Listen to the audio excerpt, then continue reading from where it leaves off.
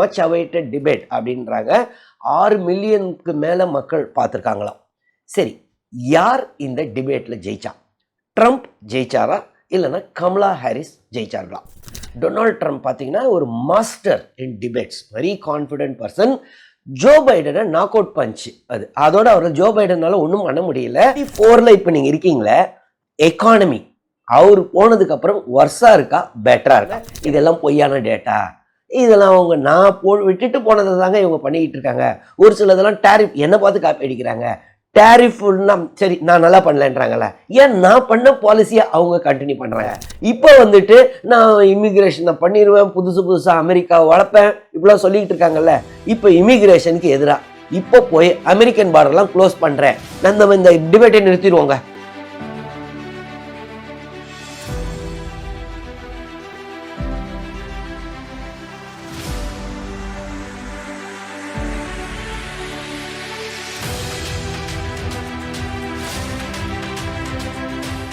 வணக்கம். இஸ்ரேல் ஜபசிங். நேற்றைய தினம் பிலடெல்பியாவில் கமலா ஹாரிஸ் டெமோக்ராட்டிக் பார்ட்டியோடைய கேண்டிடேட்டு, அடுத்தது Donald Trump Republican party candidate, அவங்க 2 பேருக்கும் ஒரு டிபேட் நடந்துச்சு. இந்த டிபேட்டில் யார் ஜெயிச்சா? இதற்கு முந்தின டிபேட் பார்த்தீங்கன்னா ஜூன் மாதம் நடந்துச்சு. அது அட்லாண்டாவில் நடந்துச்சு. யாருக்கு? ஜோ பைடனுக்கும் டொனால்ட் ட்ரம்ப்புக்கும். டொனால்ட் ட்ரம்ப் பார்த்தீங்கன்னா ஒரு master in debates, very confident person. Joe பைடனை நாக் அவுட் பஞ்ச். அதோட அவர் ஜோ பைடனால ஒன்றும் பண்ண முடியல. ஸோ அந்த டிபேட்டுக்கு அப்புறம் பயங்கரமான ப்ரெஷர் டோனர்ஸ் கிட்ட இருந்து, அவங்க பார்ட்டி கேண்டிடேட்ஸ்ட இருந்து ஒரு கட்டத்தில் அவரே வித்ட்ரா பண்ணிட்டார். அதற்கப்புறம் வைஸ் பிரசிடென்டான கமலா ஹாரிஸ் அவர்கள் பிரசிடென்ட் இதுக்கு நாமினேட் பண்ணுறாங்க. யார்? டெமோக்ராட்டிக் பார்ட்டி சார்பாக. ஸோ இந்த சூழலில் நேற்று வந்துட்டு செப்டம்பர் 10 பிலடெல்பியாவில், அதாவது மச் அவைட்டட் டிபேட் அப்படின்றாங்க, 6 மில்லியனுக்கு மேலே மக்கள் பார்த்துருக்காங்களாம். சரி, யார் இந்த டிபேட்டில் ஜெயிச்சா? ட்ரம்ப் ஜெயிச்சாரா இல்லைன்னா கமலா ஹாரிஸ் ஜெயிச்சார்களா? இந்த டிபேட் என்ற கான்செப்ட் பார்த்தீங்கன்னா 1850களில் ஆரம்பிச்சிருக்கு. ஆனால் என்னன்னா, இந்த மாதிரி டிவியில் அந்த மாதிரி டிபேட்டில் ஒரு முறை தான் அது ஆப்ரஹாம் லிங்கனுக்கும் டக்ளஸ்ன்றவருக்கும் 7 டிபேட் நடந்துச்சாங்க. ஆனால் இந்த மாதிரி டிவி நியூஸ் பேப்பர் அந்த மாதிரிலாம் இல்லை. அவங்க பாலிசிஸில் ஏதோ டிபேட் பண்ணியிருக்காங்க. அதற்கப்புறம் டிபேட்ன்ற கான்செப்டே இல்லை. ஆனால் ஆங்காங்கே நம்ம டிபேட் பண்ணலான்னு சொல்லிப்பாங்க. முதல் முறையாக டிபேட் எப்போன்னா 1960. அப்போ தான் ஜான் எஃப் கென்னடி அவருக்கும் நிக்சன் அவங்க 2 பேருக்கும் டிபேட். அந்த டிபேட் தான் ஃபஸ்ட்டு டிபேட்டு, டெலிவைஸ்டு டிபேட்டு 1960. அந்த டிபேட்டில் பார்த்தீங்கன்னா ஆரம்பத்தில் நிக்சன் பயங்கர கான்ஃபிடென்ட்டாக, ஏன்னா ஃபாரின் பாலிசிஸ் எல்லாம் நிக்சன் எக்ஸ்பர்ட்டாக. ஆனால் ஒரு கட்டத்தில் ஜான் எஃப் கென்னடி ஒரு ஸ்விங்கு கொடுக்க ஆரம்பிச்சிட்ருக்காரு, அதாவது டாமினேட் பண்ண ஆரம்பிச்சிருக்காரு டிபேட்டில். அது இல்லாமல் நிக்சனுக்கு வந்துட்டு கரெக்டாக அந்த ட்ரெஸ் கோடு, ஏன்னா ஒரு சிலது கலர் டிம் ஆகிடும், ஃபேஸ் டல்லாக இருக்கும், அதெல்லாம் அவருக்கு அந்த டிவின்றனால தெரியலையாம். ஸோ இதுவே ஜான் எஃப் கென்னடிக்கு ஒரு எட்ஜு கொடுத்துச்சு அப்படின்றாங்க. அதற்கப்புறம் திருப்பி டிபேட் ஸ்டாப் ஆயிடுச்சு. 1960 மட்டும்தான் நடந்துச்சு. அதற்கப்புறம் 1976 ரெகுலராக நடக்குதுங்க. அங்கே யூஎஸ்ஐ பொறுத்தவரை அவங்க presidential candidates, democratic party, Republican party, அவங்க 2லேருந்து 3 இவங்க அக்ரி பண்ணணும், 2 கேண்டிடேட்ஸும். ஆனால் கண்டிப்பாக அக்ரி பண்ணுவாங்க, ஏன்னா பயந்து ஓடுறாங்கன்னு ப்ரெஸ் எழுத ஆரம்பிப்பாங்க. ஸோ ஒரு டெலிவிஷன் டிபேட்டு 1976 இந்த மாதிரி நடந்துக்கிட்டு இருக்கு. சரி, இந்த டிபேட்டில் நல்லா பண்ணுறவங்க தான் ஜெயிப்பாங்களா எலெக்ஷன்லன்னா? அப்படிலாம் கிடையாது. ஆனால் டிபேட்டில் ஓரளவாது பண்ணணும். இப்போ லாஸ்ட் இதில் பார்த்தீங்கன்னா ஜோ பைடன் இந்த பிரசிடென்ட் இதிலிருந்து ரேஸ்லேருந்து வெளியில் போனதுக்கு காரணமே அவர் டிபேட் பர்ஃபார்மன்ஸ் ஒஸ்ட்டாக இருந்துச்சு. இந்த சூழலில் தான் இப்போது, அதாவது செப்டம்பர் 10 கமலா ஹாரிஸ் அவர்களுக்கும் ட்ரம்ப் அவர்களுக்கும் பயங்கரமான டிபேட்டு ஏபிசி நியூஸ் சேனல் தான் ஹோஸ்ட் பண்ணுறாங்க. ஸோ இது 2 கேண்டிடேட்ஸும் அக்ரி பண்ணுற சேனல். ஸோ இந்த டிபேட் ஆரம்பிக்கும் போது பார்த்தீங்கன்னா நேற்று நம்மளுடைய டைமிங்ஸில் 6:30 மணிக்கிட்ட, காலையில் 6:30 மணிக்கு. ஸோ அவங்களது நைட்டு ஃபிலடெல்பியாவில். எடுத்த உடனே அந்த ஸ்டேஜுக்கு வராங்க. வந்த உடனே கமலா ஹாரிஸ் வந்துட்டு, அதாவது ட்ரம்ப் நேராக அவருடைய போடியம் பக்கத்தில் போகும்போது கமலா ஹாரிஸ் வந்துட்டு அவர் இடத்துக்கு போயிட்டு nice meeting you Kamala Harris, let's have a good debate அப்படின்றாங்க. ஒன்று நைஸ் டு சி யூ அப்படின்னு ட்ரம்ப் சொல்கிறாரு. லெட்ஸ் ஹேவ் ஃபன்ன்ற மாதிரி ஆரம்பிக்குது. ஸோ இது ஃபஸ்ட்டு இதில் வந்து கமலா ஹாரிஸ் ஒரு பாயிண்ட் ஸ்கோர் பண்ண மாதிரி. ஏன்னா போன இதில் பார்த்தீங்கன்னா அவங்க கை குலுக்கலை. யார்? ஜோ பைடன், ட்ரம்ப் 2020லையும் கை குலுக்கிக்கல. ஸோ இந்த சூழலில் இவங்க வாலண்டியராக போனது வந்துட்டு ஒரு பாசிட்டிவாக தான் ஆரம்பிக்கிறாங்க கமலா ஹாரிஸ். ஆனால் கமலா ஹாரிஸை பொறுத்தவரை டிபேட் எல்லாம் சொதப்பிடுவாங்க. ட்ரம்ப்பு மாதிரி ஆளுங்களும் தூக்கி சாப்பிட்ருவாங்க. ஜோ பைடன் வந்து டெமோக்ராட்டிக், அதாவது காலங்காலமாக இருக்கிற ஒரு பிரசிடெண்ட்டாக இருந்த ஒரு 2020 டிபேட்டில் பார்த்தீங்கன்னா அந்த கோவிட் டைமில் அவ்வளோ அழகாக இது பண்ணிக்கிட்டே போவார். ட்ரம்ப்பை பேச விட்டுக்கிட்டே இருப்பார், ஆனால் அடிப்பார் கரெக்டான டைமில். ஸோ அவர் வந்து கனெக்ட் பண்ண தெரிஞ்சுது ஜோ பைடனால். அப்படிப்பட்ட ஜோ பைடனையே 2024 இந்த ஜூன் மாதம் நாக் அவுட் பண்ணவர் தான் ட்ரம்ப்பு. அப்போ முடித்த உடனே சொன்னார், கமலா ஹாரிஸ் வர்றாங்களா, வரட்டும், நான் எங்கன்னா டிபேட்டுக்கெலாம் எனக்கு ப்ரிப்பரேஷன் தேவையில்லை அப்படின்னு கான்ஃபிடென்ட்டாக தான் ஆரம்பித்தார். ஸோ இந்த சூழலில் இவங்க கை குலுக்கிட்டு போகிறாங்க. ஸோ இந்த டிபேட் எப்படி இருக்கும்னா, மாடரேட்டர்ஸ் அப்பப்போ கேள்வியை ஃபஸ்ட்டு ஆரம்பிப்பாங்க. ரெண்டு பேருக்கும் லூஸ் பால்ஸ் கொடுப்பாங்க. லூஸ் பால்னால் இவங்களுடைய கண்டென்ஷியஸ் இஷ்யூஸ் இது வரைக்கும் எதிலெல்லாம் மாட்டிக்கிட்டு இருக்காங்க, ஏதாவது பிரச்சனைக்குரிய இஷ்யூஸ் எல்லாம் கொண்டு வருவாங்க. ஸோ முதல் கேள்வியை கமலா ஹாரிஸ்க்கு ஸ்டார்ட் பண்ணுறாங்க. இது வந்து ட்ரம்ப்புக்கு லூஸ் பால். கமலா ஹாரிஸ்ட்ட கேட்குறாங்க, ட்ரம்ப்பு விட்டுட்டு போனது 2020 வரைக்கும் அவரு. ஸோ 24ல் இப்போ நீங்கள் இருக்கீங்களே, எக்கானமி அவர் போனதுக்கப்புறம் ஒர்ஸாக இருக்கா பெட்டராக இருக்கா? ஏன்னா கிரிட்டிக்ஸ்லாம் ட்ரம்ப் என்ன சொல்லுவார், ஒஸ்ட்டாக போயிடுச்சு, நான் நல்லபடியாக எக்கானமியை விட்டு போனேன். ஸோ இவங்க ஆரம்பிக்கும் போது பார்த்தீங்கன்னா இவங்க குரலில் ஒரு சின்ன ஒரு அந்த கான்ஃபிடென்ஸ் இல்லை, ஒரு ஸ்ட்ரெஸ்ஸு தெரிஞ்சுது. ஆனால் கொஞ்சம் கொஞ்சமாக மேனேஜ் பண்ணுறாங்க ஃபஸ்ட்டு கேள்வியை. ஏன்னா ட்ரம்ப்பு அப்போ ட்ரம்ப்புடைய இது பார்த்தீங்கன்னா சைடில் ரெண்டுத்தையும் காமிப்பாங்க. ட்ரம்ப் பார்த்தீங்கன்னா ரொம்ப கான்ஃபிடென்ட்டாக இருக்கார். ஸோ இவங்க வந்துட்டு ஒரு குரலில் ஒரு சின்ன பிசிறு தட்டுது, ஒரு பயம் தெரிஞ்சுது. இவங்க என்ன சொல்கிறாங்க, இல்லை நல்லா பண்ணியிருக்கோம், இப்போ தான் இதுன்ட்டு நிறைய டேட்டா, ஏன்னா எல்லாமே ப்ரிப்பேர் பண்ணிட்டு தான் வந்திருப்பாங்க, இந்த கேள்வி கண்டிப்பாக கேட்பாங்கன்னு தெரியும். ஸோ அவங்க கேட்குறாங்க, இவங்களும் இல்லை இப்போ நல்லா ஆயிடுச்சு, அன்எம்ப்ளாய்மெண்ட் குறைஞ்சிருச்சு, இன்ஃப்ளேஷன் இதாகிடுச்சின்னும் போது அதுக்கப்புறம் ட்ரம்ப்பு கிட்ட வந்தோடனே இதெல்லாம் பொய்யான டேட்டா, இதெல்லாம் அவங்க நான் விட்டுட்டு போனதை தாங்க இவங்க பண்ணிக்கிட்டு இருக்காங்க. ஒரு சிலதெல்லாம் டேரிஃப் என்னை பார்த்து காப்பி அடிக்கிறாங்க, டேரிஃப்னா சரி நான் நல்லா பண்ணலன்றாங்கல்ல, ஏன் நான் பண்ண பாலிசியை அவங்க கண்டினியூ பண்ணுறாங்க. ஸோ இப்படி ஆரம்பித்தாங்க. ஸோ ஃபஸ்ட்டு கேள்வி பார்த்தீங்கன்னா அட்வான்டேஜ் ட்ரம்ப் அப்படி தான் இருந்துச்சு. மூணாவது கேள்வி கிட்ட வந்தோடனே அபார்ஷன் பற்றி. இது வந்து loose ball for Kamala Harris. ஏன்னா ட்ரம்ப்போடைய ஸ்டாண்டாக இருக்கட்டும், ரிப்பப்ளிகன்ஸ் பார்ட்டி ஸ்டாண்டாக இருக்கட்டும், அபார்ஷனை பேன் பண்ணுறது. ஸோ அதை கேட்ட உடனே அப்போ தான் கொஞ்சம் கான்ஃபிடென்ஸ் வருது கமலா ஹாரிஸ்ட்ட. அதுக்கு முன்னாடியும் நல்லா தான் பேசுகிறாங்க, ஆனால் கொஞ்சம் கான்ஃபிடென்ஸ் வருது. இந்த மாதிரி அமெரிக்கன் உமன் வந்துட்டு அவங்க டிசைட் பண்ணிக்கணும், அவங்க குழந்தை வச்சுக்கணுமா வச்சுக்கக்கூடாதா. ஏன்னா ஒரு சில இதெல்லாம் இல்லீகல், ரேப், இன்சஸ் இந்த மாதிரி இதிலெல்லாம் பிறக்கிறது கூட அந்த மாதிரி ஃபோர்ஸ்ஃபுல்லாக ஒருத்தருக்கு வந்துருச்சு குழந்தை, அவங்க கூட இவர் பிரசிடெண்ட்டானா ஒன்றும் பண்ண முடியாது, அவங்க குழந்தைய வச்சு தான் ஆகணும். இப்போ ஒரு மாதிரி டிஃபிகல்ட் சுச்சுவேஷன் ஆகிடும்னு அது விமன் ஓட்டர்ஸ்க்கு. ஸோ அவங்க கரெக்டாக அட்ரஸ் பண்ணிடுறாங்க. அப்போ ட்ரம்ப் சொல்கிறாரு, அப்படிலாம் கிடையாது, என்ன நாங்கள் இவங்க வந்து சரியாக சொல்லலைன்னு. அப்போ நீங்கள் அபார்ஷனை பேன் பண்ணுவீங்களா இல்லையா அப்படின்ற கேள்விக்கு அவருக்கு சரியாக சொல்லலை. யார்? இவங்க மாடரேட்டர் கேட்டதுக்கப்புறம். அதற்கப்புறம் அந்த கேள்வி இன்னொரு கேள்வி வந்துட்டு இப்போ ட்ரம்ப்புக்கு திருப்பி லூஸ் பால் கொடுக்குறாங்க. என்னென்னா இமிக்ரேஷன் என்னென்னா, இவங்க வந்ததுக்கப்புறம், யார்? டெமோக்ராட்டிக் பார்ட்டி வந்ததுக்கப்புறம் இமிக்ரெண்ட்ஸ் இல்லீகல் இமிக்ரெண்ட்ஸ்லாம் நிறையா வந்துட்டாங்க, க்ரைம் ரேட்லாம் ஜாஸ்தி ஆகுது. ஸோ நீங்கள் என்ன பண்ணீங்கன்னு இப்போ இது வந்து ட்ரம்ப்புக்கு லூஸ் பால். இப்போ கமலா ஹாரிஸ் ஆரம்பிக்கிறாங்க, இந்த மாதிரி இமிக்ரெண்ட்ஸ்லாம் நாங்கள் குறைச்சிட்டோம், இப்போ நிறைய குறைஞ்சிருச்சு, க்ரைம் ரேட்டு குறைஞ்சது அப்படின்னு ஆரம்பிக்கும் போது டக்குன்னு ஒரு இடத்துல அழகாக ஒரு டிவியேட் பண்ணுவாங்க. என்ன சொல்லுவாங்கன்னா, இவர் வந்துட்டு ரேலிஸ்லாம் யாரும் அட்டன் பண்ணுறதில்ல, இவர் கூட்டத்திலேருந்து எல்லாம் போக ஆரம்பிச்சிடுறாங்க, இவர் இஷ்டத்துக்கு சொல்கிறாரு, விண்மில்ல இருந்து தான் கேன்சர் வரும்லாம் சொல்லக்கூடிய ஆள் இவர் அப்படின்னு ஒரு டேஞ்சென்ஷியலே ஒரு இடத்துல இது பண்ணாங்க. அதுதான் டேர்னிங் பாயிண்ட்டாக ஆச்சு.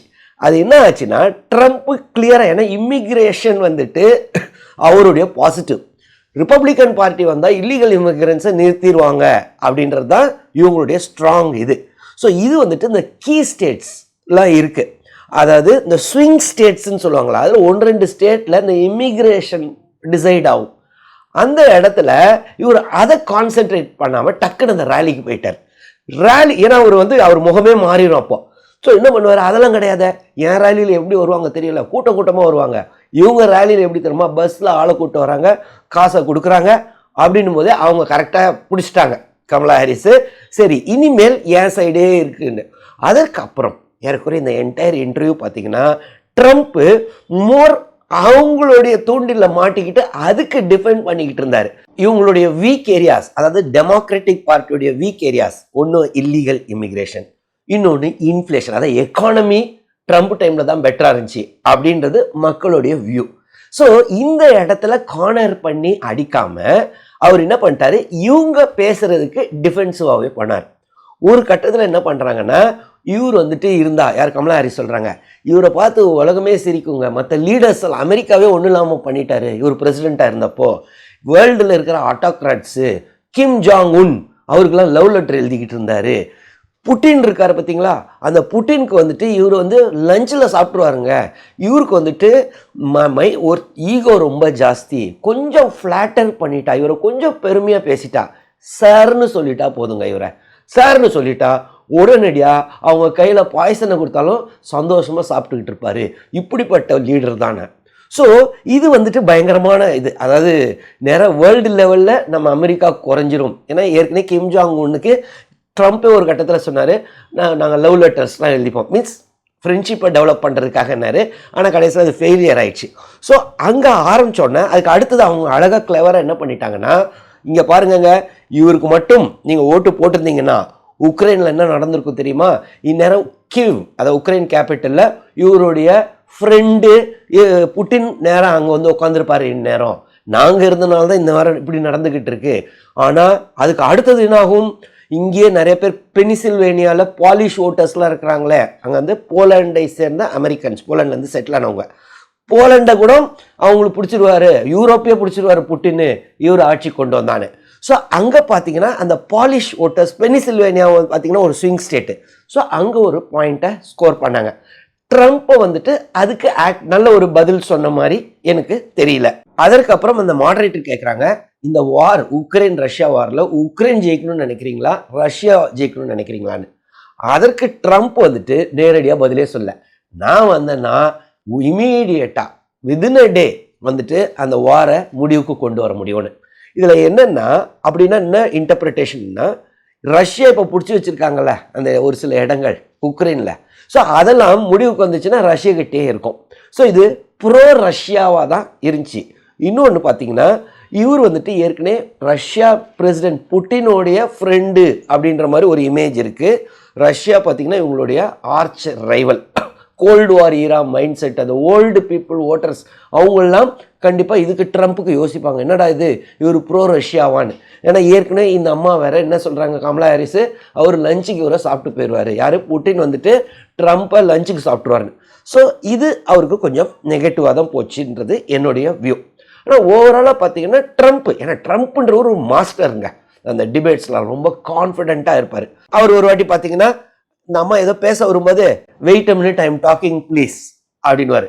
அப்புறம் டஸ் இட் சவுண்ட் ஃபெமிலியர், ஏன்னா இந்த ஸ்டேட்மெண்ட்டை இந்தம்மா வைஸ் பிரசிடென்ட் டிபேட் 2020 அவங்க மைக் பென்ஸுக்கு எதிராக பேசினாங்க. உடனே அது ஒரு கிண்டலாக இனி இது பண்ண முடியுமான்னு. இன்னொரு இடத்துல என்ன பண்ணுவார், நான் வேணா உங்களுக்கு மெகா ஆட்டை அனுப்புகிறேன், அதாவது மெகானா மேக் அமெரிக்கா கிரேட் அகெயின் அப்படின்னு. இது ட்ரம்ப்புடைய கேம்பெயின். அந்த தொப்பி வேணா உனக்கு அனுப்புகிறேன், நீ வேணா போட்டுக்கோன்னு. ஏன்னா ஜோ பைடன் நடுவில் இன்பிட்வீன் என்ன பண்ணார், தெரியாமல் ட்ரம்ப் தொப்பி அவர் போட்டுட்டு பப்ளிக்காக போஸ்ட் கொடுத்துட்டாரு. ஸோ இந்த மாதிரிலாம் கண்ட்ரோல் எடுத்தார். இன்னும் ஒரு கட்டத்தில் பார்த்தீங்கன்னா, ஏங்க இவங்க இவ்வளோ காலம் சும்மா தான் இருக்கிறாங்க, 3.5 வருஷமாக எதுவுமே பண்ணலை, இப்போ வந்துட்டு நான் இமிக்ரேஷனை பண்ணிடுவேன், புதுசாக அமெரிக்காவை வளர்ப்பேன், இப்படிலாம் சொல்லிக்கிட்டு இருக்காங்கல்ல, இப்போ இமிக்ரேஷனுக்கு எதிராக இப்போ போய் அமெரிக்கன் பார்டர்லாம் க்ளோஸ் பண்ணுறேன், இந்த டிபேட்டை நிறுத்திடுவோங்க. ஏன்னா இந்த டிபேட்டில் இந்த மாதிரி எப்படி தோத்துட்டு தான் இருக்காங்க எனக்கு தெரிஞ்ச வரைக்கும். இவங்க அட்லீஸ்ட் நேராக இப்போ வாஷிங்டன் டிசிக்கு போட்டோம், ஒயிட் ஹவுஸுக்கு போட்டோம், அதுக்கப்புறம் போயிட்டு அவங்க சைன் பண்ணட்டும். அடுத்தது பிரசிடெண்ட்டை போய், அதாவது ஜோ பைடன், அவர் எப்படியும் தூங்கிக்கிட்டு இருப்பாருங்க, சாயங்காலம் 4 மணி அவரால் முடியாது, தூங்கிட்டு தான் இருப்பார், அவரை எழுப்பி வந்து கையெழுத்து போடுங்கன்னு பண்ண சொல்லுங்க. ஸோ இங்கெல்லாம் பார்த்தீங்கன்னா ஜோ பைடனை தாக்குறாரு. கண்டிப்பாக அது ஒரு இதுதான், ஏன்னா ஜோ பைடன் இப்போ ரேஸில் இல்லை. இந்த அம்மாவும் ஒரு கட்டத்தில் என்ன சொன்னாங்க, ஐ ஆம் the candidate not Joe Biden அப்படின்னாங்க. இருந்தாலும் அந்த டெமோக்ராட்டிக் பார்ட்டிக்கு அட்டாக் பண்ண மாதிரி இருந்துச்சு. ட்ரம்ப்போடைய ஹார்ட் கோர் ஓட்டர்ஸ்க்கு, அந்த ரிப்பப்ளிகன்ஸ்க்கு அதெல்லாம் சந்தோஷத்தை தந்திருக்கும். சரி, இந்த டிபேட்டில் யார் ஜெயிச்சா, ட்ரம்ப்பா இல்லைன்னா கமலா ஹாரிஸா? இது பார்த்தீங்கன்னா ட்ரம்ப்ன்ற ஒரு பெரிய ஆளுமைங்க. ஏன்னா அவர் ஒரு பெரிய 2016 டிபேட்டில் ஜெயிச்சு யார் ஹிலாரி கிளின்டனை ஜெயிச்சு, பில் கிளின்டனுடைய wife Hillary Clinton secretary of state இருந்தவங்க, அவங்கள ஒன்றும் இல்லாமல் பண்ணி துவம்சம் பண்ணி வந்தவர். ஆனால் 2020 பார்த்தீங்கன்னா அந்த கோவிட் டைமில் தோத்துடுறாரு. அதுக்கப்புறம் நாக் அவுட் பஞ்சு கொடுத்துருக்காரு யாரை? Joe Biden. ஸோ இந்த சூழலில் கமலா ஹாரிஸ் ஒன்றுமே இல்லைன்றத அப்படிலாம் அந்த மாதிரி இல்லை, கமலா ஹாரிஸ் தான் டாமினேட் பண்ண மாதிரி தான் இருந்துச்சு இந்த டிபேட்டில். ஃபஸ்ட்டு ஆரம்பத்தில் ரொம்ப நல்லா ஸ்டார்ட் பண்ணாலும் இவரே ஃபுல்லாக கான்ஃபிடென்ட்டாக தான் இருந்தார். ஆனால் ஒரு கட்டத்தில் அவங்களுடைய ட்ராப்பில் மாட்டிக்கிட்டாரு அப்படின்னு தான் தோணுது. ட்ரம்ப்பை பொறுத்தவரை அடுத்த ஒரு இது என்னென்னா, கமலா ஹாரிஸு தெளிவாக அப்பப்போ அவரை பார்த்து பதில் சொல்லிக்கிட்டு இருந்தாங்க. இல்லைன்னா இவங்கள மாடரேட்டர்ஸே பார்க்கல, நேராக கேமராவை பார்த்து பேசிக்கிட்டு இருந்தாங்க. ஸோ அவங்க கேமரா, ஏன்னா அந்த இதை பொறுத்தவரை டிபேட் வந்துட்டு லைவ் ஆடியன்ஸ் கிடையாது, லைவ் டெலிகாஸ்ட்டு. ஸோ அமெரிக்கன் பீப்புளை என்ன நீங்கள் நல்லா தேர்ந்தெடுங்க, அடுத்த அமெரிக்கன் பிரசிடென்ட் ரொம்ப முக்கியம், அமெரிக்காவை கிரேட் ஆக்கணும்னா. ஸோ அவங்க அந்த கனெக்ட் பண்ணது இதே தான் ஜோ பைடன் பண்ணார் 2020. ஆனால் ட்ரம்ப்பை பொறுத்தவரை அதை அப்பயும் மிஸ் பண்ணார். என்னென்னா நேராக கேமராவை பார்க்க மாட்டார், அவர் இவங்கள மாடரேட்டர்ஸை தான் பார்த்து பேசுவார். இன்னொன்று, இந்த கேண்டிடேட்டை பார்க்கவே இல்லை. ஸோ அப்போ பார்த்தீங்கன்னா உமன் ஓட்டர்ஸ்க்கு அது கொஞ்சம் பிடிக்காம இருந்திருக்கும், அது இந்த சைடே திரும்பி. ஆனால் அந்த அம்மா பார்த்தீங்கன்னா கமலா ஹாரிஸ் கண்டினியூஸாக இவங்களை பார்த்து இவரை பார்ப்பாங்க, இல்லைன்னா டிவி கேமராவை பார்த்து நேராக அமெரிக்கன் ஆடியன்ஸை அட்ரஸ் பண்ணுவாங்க. ஸோ அதிலெல்லாம் இவங்க தான் இது பண்ணாங்க. ஸோ ஓவராலாக பார்த்தீங்கன்னா கண்டிப்பாக டவுட்டே இல்லை, இது வெற்றி யாருக்குன்னா கமலா ஹாரிஸ் தான் இந்த டிபேட்டை ஜெயிச்சது. இது பார்த்திங்கன்னா நிறைய சர்வேவும் எடுத்திருக்காங்க. இப்போ நிறைய நீங்கள் சேனல்ஸே நம்ம பார்த்துக்கணும், எந்த சேனல் யாருக்கு சொல்லுவாங்க நமக்கு தெரியும். இப்போ CNN பார்த்திங்கன்னா ப்ரோ டெமோக்ராட்டிக் பார்ட்டி. ஸோ அவங்க பார்த்திங்கன்னா இல்லை இவங்க தான் யார், கமலா ஹாரிஸ் தான் ஜெயிச்சாங்க. ஆனால் முக்கியமாக கவனிக்க வேண்டியது என்னென்னா ஃபாக்ஸ் நியூஸ் பார்த்திங்கன்னா bro Republican party, bro Trump. ஆனால் அவங்களே வந்துட்டு என்ன சொல்லியிருக்காங்கன்னா, இல்லை இவர் கோட்டை விட்டார், தேவையில்லாமல் ட்ராப் ஆகிட்டார் அப்படின்னு. ஸோ இந்த டிபேட்டை பொறுத்தவரை சந்தேகமே இல்லை, இவங்க தான் ஜெயித்தாங்க, அதாவது கமலா ஹாரிஸ் தான் ஜெயித்தாங்க. சரி, இதனால் எலெக்ஷனில் இதாகுமா, சேஞ்ச் ஆகுமா, அது பொறுத்திருந்து தான் பார்க்கணும். ஏன்னா இந்த டிபேட்னால ஒருத்தர் ஜெயிச்சிருவாங்கன்னு சொல்ல முடியாது. ஆனால் டிசைட் பண்ணாத ஓட்டர்ஸ் இருக்காங்க பாருங்கள், அவங்களுக்கு இது கொஞ்சம் உதவும். ஏன்னா இப்போ கமலா ஹாரிஸ்னா இந்த இதெல்லாம் பண்ணுவாங்க அப்படின்னு. ஸோ ட்ரம்ப்பை பொறுத்தவரை ஏற்கனவே எல்லாருக்கும் தெரியும் அவர் என்னென்ன பாலிசி டெசிஷன்ஸ் எடுக்க போகிறாருன்னு. ஆனால் கமலா ஹாரிஸ் ஒரு புதுசாக வந்தவங்க, ஸோ அவங்களுக்கு இது ஒரு அட்வான்டேஜாக இருக்கும். குறிப்பாக அன்டிசைடட் ஓட்டர்ஸு, குறிப்பாக அங்கே டிசைட் பண்ண போகிறது ஒரு 5-6 ஸ்டேட் தான், ஸ்விங் ஸ்டேட்ஸ் மட்டும்தான் டிசைட் பண்ணுவது. மற்ற ஸ்டேட்லாம் ஆல்ரெடி எஸ்டாப்ளிஷ், ஒன்று டெமோக்ராட்டிக் பார்ட்டிக்கு ஓட்டு போட போகிறாங்க, இல்லைன்னா ரிப்பப்ளிக்கன் பார்ட்டிக்கு ஓட்டு போட போகிறாங்க. ஸோ இந்த அன்டிசைடட் ஸ்விங் ஸ்டேட்ஸில் கொஞ்சம் அட்வான்டேஜ் கமலா ஹாரிஸ்க்கு வந்திருக்கு. அதே சமயத்தில் ஓவராலாக இப்போ ட்ரம்ப் சப்போர்ட்டர்ஸை பொறுத்தவரை ட்ரம்ப் கோட்டெல்லாம் விடலை இந்த டிபேட்டில். அவர் அந்த சீரியஸ் இமேஜ் ஒன்று வச்சுருப்பாருங்க, அதை கரெக்டாக சாட்டிஸ்ஃபை பண்ணிட்டார். ஸோ அவங்களுடைய சப்போர்ட்டர்ஸை பொறுத்தவரை ஆமாம் நல்லா தானே பண்ணார் ட்ரம்ப்னா, ஆமாம் உண்மையாக நல்லா தான் பண்ணார், அந்த கான்ஃபிடென்ட்டாக அந்த சீரியஸ் லுக்கு. ஸோ அவருடைய ஸ்டைலில் அவருடைய ஓட்டர்ஸை மேனேஜ் பண்ணிட்டார். இந்த அம்மா பார்த்தீங்கன்னா உண்மையை சொல்லணும்னா நீங்கள் பார்க்கும்போது இந்த அம்மா கிட்ட ஒரு ஆர்டிஃபிஷியல் இது இருக்கும். இவர்கிட்ட இவர் சொல்கிறது உண்மை, அவர் நம்புறதை தான் பேசுகிறான்னு தோணும். ஆனால் இந்த அம்மா அப்பப்போ முகபாவனைகள்லாம் திடீர்னு மாற்றிக்கிட்டு தியேட்ரிக்ஸ்லாம் பண்ணாங்க. அது எனக்கு பொறுத்தவரை கொஞ்சம் டிஸ்அட்வான்டேஜ் தான் தோணுச்சு. ஆனால் அது அமெரிக்கன் பப்ளிக் எப்படி வியூ பண்ணுவாங்க, நம்ம இந்தியன் மைண்ட் செட்லேருந்து பார்க்குறோம், அமெரிக்கன் பப்ளிக் எப்படி வியூ பண்ணுவாங்கன்னு எனக்கு தெரியல. ஆனால் ஓவராலாக கண்டிப்பாக அன்டிசைடட் ஓட்டர்ஸ் இருக்காங்கல்ல, யங்ஸ்டர்ஸு, இந்த மாதிரி அவங்களுக்கு கொஞ்சம் அட்வான்டேஜ் கமலா ஹாரிஸ்க்கு கொடுக்கும். ஏன்னா ஃபஸ்ட்டு டைமு ஒரு ஸ்டேஜில் ட்ரம்ப்பை மீட் பண்ணுறாங்க பிரசிடென்ஷியல் கேண்டிடேட்டாக. ஸோ இது இவங்களுக்கு ஒரு நல்ல எக்ஸ்போஷரில் தான் கொடுத்துருக்கு. குறிப்பாக இதற்கு முன்னாடி ஜோ பைடன் நாக் அவுட் ஆனதுக்கப்புறம் இவங்க ட்ரம்ப்புக்கு ஈக்குவலாக நின்னதே ஒரு பெரிய வெற்றி. அதை விட பெரிய விஷயம், அவரை அடிக்கடி தூண்டில் போட்டு மோஸ்ட் ஆஃப் தி இதில் டிபேட்டில் பார்த்தீங்கன்னா அவர் டிஃபெண்ட் பண்ணிக்கிட்டு ஆடிக்கிட்டு இருந்தார். இவங்க அழகாக இவங்களுக்கு ஏற்ற மாதிரி கொண்டு போனாங்க. ஸோ இது என்னுடைய வியூ. நீங்கள் அந்த டிபேட்டை பார்த்தீங்களா? பார்த்துருந்தீங்கன்னா கமெண்ட்ஸில் ஆமானுங்க. உங்களை பொறுத்தவரை யார் இந்த டிபேட்டை ஜெயிச்சா, கமலா ஹாரிஸா இல்லைனா டொனால்ட் ட்ரம்ப்பா? அதையும் கமெண்ட்ஸில் எழுதுங்க. இந்த வீடியோவில் ஏதாவது டவுட்ஸ் இருந்தாலும் கமெண்ட்ஸ் எழுதுங்க, நான் கிளாரிஃபை பண்ணுறேன். தொடர்ந்து இந்த சேனல் மூலமாக சந்திப்போம். நன்றி, வணக்கம்.